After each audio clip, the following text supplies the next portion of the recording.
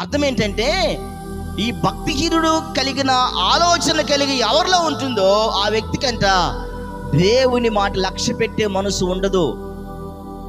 బైబిల్లో ఒక స్త్రీ ఉంది. పౌలయ్య ప్రాంతానికి వెళ్తున్నాడు, అంతే, ఒక ప్రాంతానికి.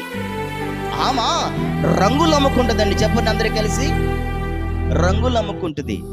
ఎందుకో చెప్పినా, పొట్ట కూటి కొరకు తను బ్రతకటానికి చిన్న వ్యాపారం చేసేదంట. బైబిల్ చెప్పిన మాట మీకు చెబుతున్నాను. ఈ చిన్న వ్యాపారం చేసే వ్యక్తి ఇప్పుడైతే పౌలయ్య ఎక్కడ వాక్యాన్ని ప్రకటిస్తున్నాడో ఒకేసారి వాక్యం అనేది తన మనసు యేసు రూపంలోకి మారిపోయింది. గట్టిగా చప్పట్లు కొడదామా?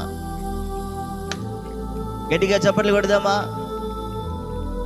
ఒక్కసారి వాక్యం వినదండి, తన కుటుంబం యేసును రక్షించబడింది. ఎన్నిసార్లు వాక్యం వింటున్నావు?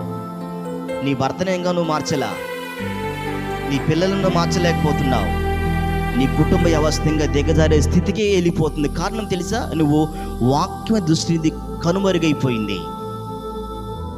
వాక్యం మీద మనసు పెట్టే స్థితికి, స్థాయికి నీ విశ్వాస యాత్ర ఎదగలేదు.